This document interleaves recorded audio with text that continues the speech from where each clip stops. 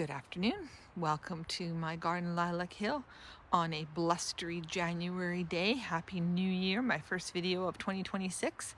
I want to share winter interests that this garden has, and also I want to show how I'm caring for my tools. I'm in the back corner. Behind me is my neighbor Anne, and I'm just looking at the buds on this lilac called Hope. This is a great screening plant when it leaves out to screen the neighbor's building behind me.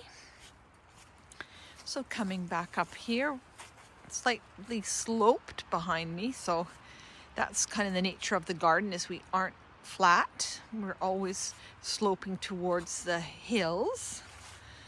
This is my favorite piece of winter interest in the garden. It's my horseshoe boxwood hedge. Stays green all year round. I prune it probably in the early summer, just when it starts to get some growth. I like to keep it flat, a little bit tight. It looks really good. This fern just grew by itself. It's also winter interest. And I leave the garden quite shaggy, and I don't pick up the leaves until the spring. This is I call this the hazelnut bed. This poor hazelnut tree has really been through the mill with ivy when we first moved in, and it's got a big broken branch, so we'll just see how things fare. I might get Harvey to take that off with his chainsaw. It's quite broken right there, but it adds interest. So it kind of was like this when we moved here. It was covered in ivy and blackberries, for that matter.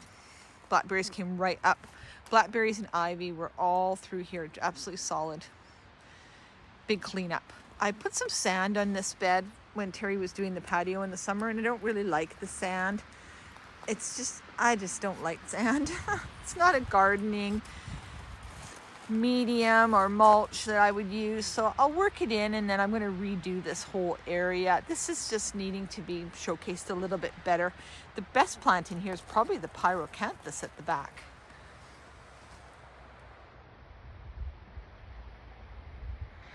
Fantastic winter color on that. It looks really nice with the hollies in the background, and this big laurel just grew by itself. That's the property line. Oh, and this is my dead hedge, inspired by Great Dixter. Just rammed some thicker stems into the ground and piled on all the cuttings, the bigger cuttings, buddleia and things like that. And it is a barrier for the deer, and it's a habitat. It's like a natural fence. I don't think it looks that bad. I shoved this big piece of buddleia into the ground, and I think it might be rooting. So if it does root, I will move that as a new buddleia to another part of the garden. So everything's covered in the leaves, which is the way I like it. There's a mayapple berrying under here. That'll come up in the summer. And the hellebore jasper. A little bit munched up by something eating its leaves, but hellebore jasper looking very nice. I should go see if my other hellebore is up. That one is in the hosta enclosure. So here is my box hedge. Troisia, another good plant for winter interest. Let's go over here and see if the hellebore solar flare is up. And I have Onyx Odyssey out front as well. There's the hosta enclosure in the winter. It's okay. A lot of leaves. These leaves all get vacuumed and then put onto the pile to rot down for leaf mold. So solar flare's back here, and it's just coming into bud. Isn't that fantastic? Little solar flare. It actually will open yellow. I hope that it's still a solar flare that's yellow. Yeah, I just leave things on. You know, doesn't really bother me that it looks messy. Take all these heads off. Looks nice when the snow comes. Most of these plants die right back. This is nice. Nancy Evans rhododendron for year 4 in the hosta enclosure might actually give me some flowers this year. So I don't prune back until spring, clean up in spring. Not really that big a rush to have it all neat and tidy. This area here, I keep talking about it, but I got to get going on it, is I want to put bigger rocks along here and then build up the soil higher and really utilize this for maybe some more scent plants like the mints and rosemary and thyme. They can just ramble all through here and grow and be like a scented area. Has a natural dip, which I did not plan. This rock, one of these 2 rocks was already here. I just uncovered it. And then I did this path Easter, I think 4 years ago. Spirea, look at this funny looking artichoke still being a perennial. I thought that was only an annual, so that's good value for money. I thought it was one of my little mail order plants from a few years ago. Come across here. This is the newly expanded area. The rocks are the old area. This is the new area. And now what I'll do is I'll bring each rock out. Probably start with the bigger rock, biggest rock I can find, and this here, and then I'll put it in the center and then go smaller to the either side. The original border was right here, right? This was where I originally was when I first started this garden, because this, pardon me, was the edge of the border. So that's how much I've come out. Basically doubled the border in the last 5 years that we've had the garden. We've been here since 2018, and we are on a 1/4 acre lot in Powell River, British Columbia. Whoa, the wind is really picking up. It's beautiful out. Yeah, so there's still some work to do here. This will be edged with the rocks, and I've got to clean this whole thing up because it's full of burn debris, and my neighbor will lend me her little magnet, and I'll magnet out all the rock, or the nails that are inevitably in here. So that's going to be a fun project. The peonies were cut back because the cat was hiding amongst the foliage, but not right to the ground. I just let the peony stems die off on their own. This peony here was showing some growth. It had little tips on it. Oh, that's funny. They're right there. There's my camera. Oh, there it is. See? A little peony tip. And I can't remember off the top of my head which one that is.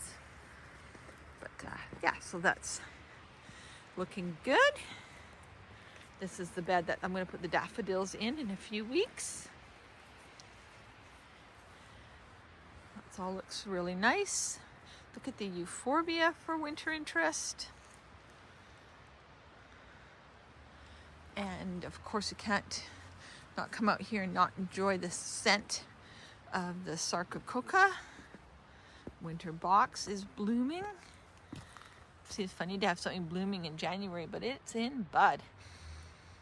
And if I just stop and I can catch a whiff of the nice scent from it. Of course, good old California lilac behind the building, and then there's also the winter box that runs along here. This used to go all the way through. That's why those are back there. So that's my winter interest in the hellebores, the evergreen shrubs.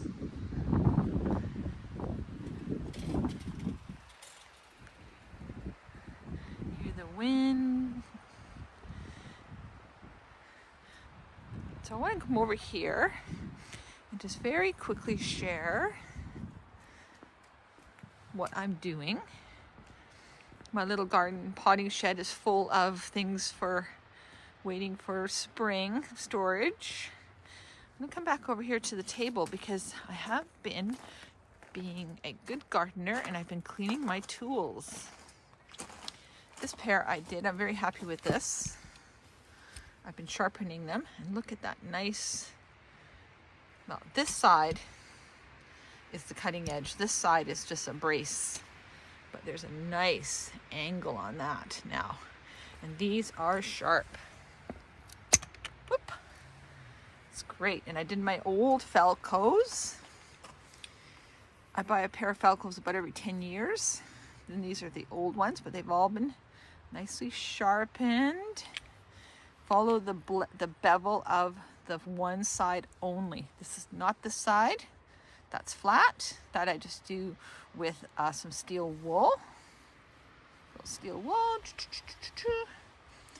And then this pair has been done. The two has a really nice, clean, sharp blade. I keep these in the house. I just have them out here for demonstration. And I had this rock on here so my instructions wouldn't fly away. So it's an interesting little tool. I've got it attached to this pair of Falcos. It's hard to do with the camera, but the general idea is put this in here. You get the angle, and then you just go up and down the blade. Take off all the dirt and sharpen that blade. And then they say in the instructions here to have the blade like right there. Oops, there's my finger right there. To have the piece of, I guess that would be like a sandpaper product, matching exactly to the angle of the blade. And then this just goes on with a little bolt. It's a little bit hokey pokey, but you know what? If it sharpens my tools,